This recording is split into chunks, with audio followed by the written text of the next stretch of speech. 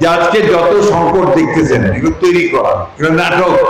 মূল ঘটনা হচ্ছে দেখবেন এই সমস্ত মানুষ এরা অত কিছু বোঝে না, ওরা শুধু ভোটটা দিতে চায়। ইলেকশন সম্পর্কে, সনদ সম্পর্কে একটা দল বলতেছে যে গণভোট হতে হবে নির্বাচনের আগে, তাই না? কয়েকটা দল।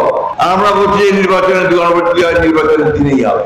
এই সাধারণ মানুষ আপনারা এত কিছু কি ভোটে বোঝেন? সত্যি কথা বলেন তো, এই গণভোট সনদ এইসবকে আমরা বুঝি?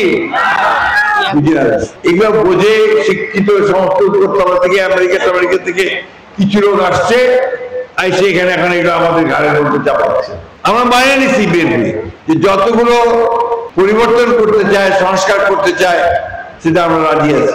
কিন্তু যেটা রাজি হবো সেটাই শুধু আসবে, আর যেটা রাজি হব না সেটা পার্লামেন্টে যাবে। পার্লামেন্টে গিয়ে আপনারা তর্ক বিতর্ক হবে, ভোটাভুটি হবে, সেখানে পাস হবে। যে আজকে যত সংকট দেখতেছেন এগুলো তৈরি করা, এগুলো নাটক। মূল ঘটনা হচ্ছে দেখবেন এই সমস্ত মানুষ এরা অত কিছু বোঝে না, ওরা শুধু ভোটটা দিতে চায়। আমার ভোট আমি দেবো, যাকে খুশি তাকে দেবো, তাই না? সেই দিয়ে আমি আমার এমপি নির্বাচন করবো, এমপিকে দিয়ে আমি আমার এলাকার রাস্তাঘাট, ব্রিজ, কালভার্ট, স্কুল এগুলোর উন্নয়ন করবো, তাই না? মসজিদ মন্দির এগুলো সংস্কার করবো, তাই তো? ওই ফিরে যাচ্ছে। আমরা খুব পরিষ্কার করে বলছি যে আমরা এই কাজগুলো করতে চাই।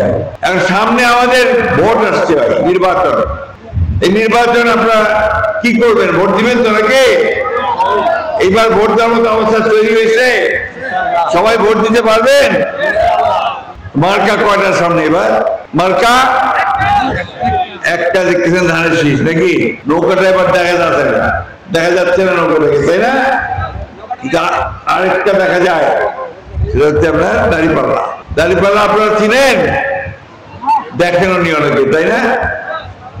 দাঁড়িপাল্লাও এখানে ইলেকশন করতেছে। তো সুতরাং আপনাদের এই নির্বাচনে আপনাদেরকে ধানের শীষ আর দাঁড়িপাল্লার মধ্যে বেছে নিতে হবে, তাই তো ভাই নাকি?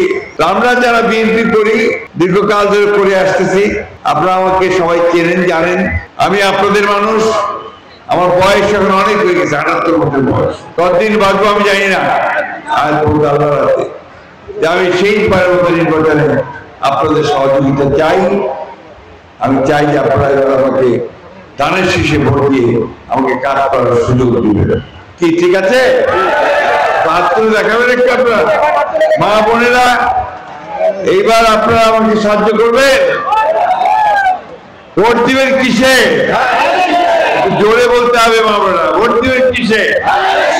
আমার মার্কেটটা ধানের শীষ, দয়া করে ধানের শীষে ভোট দিয়ে আমাকে আপনারা কাজ করার সুযোগ দিবেন।